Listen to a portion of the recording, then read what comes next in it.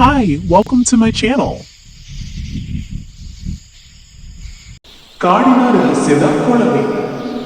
ಕಾಡೊಂದರಲ್ಲಿ ಚಿನ್ನದಂತಹ ಹೊಳೆಯುವ ಕೊಳವೆಯೊಂದಿತ್ತು. ಈ ಕೊಳವೆಯ ಬಗ್ಗೆ ಊರಿನ ಜನರಿಗೆ ಒಂದು ಕಥೆ ತಿಳಿದಿತ್ತು. ಅದರ ನೀರು ಕುಡಿದವರಿಗೆ ಒಂದು ಒಳ್ಳೆಯ ಗುಣವನ್ನು ಗಳಿಸುವ ಶಕ್ತಿ ಬರುತ್ತದೆ.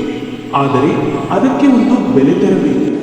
ಒಂದು ದಿನ ರಾಮ ಎಂಬ ಯುವಕ ಕಾಡಿಗೆ ಬಂದ. ಅವನು ಧೈರ್ಯವಂತನಾಗಿದ್ದ, ಆದರೆ ತಾಳ್ಮೆ ಇರಲಿಲ್ಲ. ಕೊಳವೆಯನ್ನು ತಲುಪಿದಾಗ ಒಬ್ಬ ವೃದ್ಧೆ ಅವನ ಮುಂದೆ ಕಾಣಿಸಿಕೊಂಡಳು. ರಾಮ, ಈ ನೀರು ಕುಡಿದರೆ ನಿನಗೆ ತಾಳ್ಮೆಯ ಗುಣ ಬರುತ್ತದೆ. ಆದರೆ ನೀನು 1 ವರ್ಷ ಕಾಡಿನ ಪ್ರಾಣಿಗಳಿಗೆ ಸಹಾಯ ಮಾಡಬೇಕು ಎಂದಳು. ರಾಮನಿಗೆ ತಾಳ್ಮೆ ಬೇಕಿತ್ತು, ಆದರೆ 1 ವರ್ಷ ಸೇವೆ ಮಾಡುವ ಆಲೋಚನೆ ಇಷ್ಟವಾಗಲಿಲ್ಲ.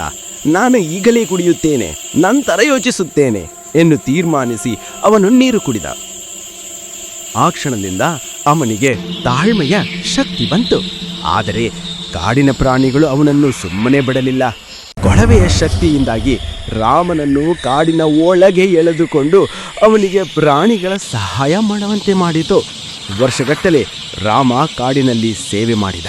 ಹಕ್ಕಿಗಳಿಗೂ ಗೂಡು ಕಟ್ಟಲು, ಮರಿಗಳಿಗೆ ಆಹಾರ ಕೊಡಲು ಮತ್ತು ಗಾಯಗೊಂಡ ಪ್ರಾಣಿಗಳಿಗೆ ಔಷಧಿ ಸಸ್ಯಗಳನ್ನು ಹುಡುಕಲು ಶುರು ಮಾಡಿದ.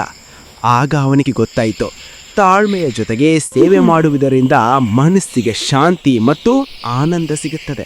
1 ವರ್ಷದ ನಂತರ ವೃದ್ಧೆ ಮತ್ತೆ ಕಾಣಿಸಿಕೊಂಡಳು. ರಾಮ, ನೀನು ಕೊಳವೆ ಶಕ್ತಿಯನ್ನು ಗೌರವಿಸಿದೆ. ಈಗ ನಿನಗೆ ತಾಳ್ಮೆ ಮಾತ್ರವಲ್ಲ, ಒಳ್ಳೆಯ ಹೃದಯವೂ ಇದೆ ಎಂದಳು.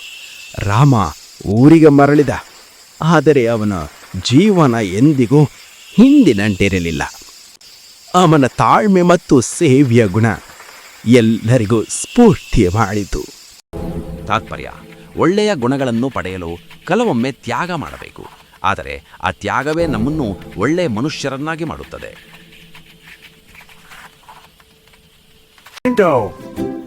ಪ್ಲೀಸ್ ಲೈಕ್ ಮಾಡಿ, ಶೇರ್ ಮಾಡಿ ಮತ್ತು ಸಬ್ಸ್ಕ್ರೈಬ್ ಮಾಡಿ.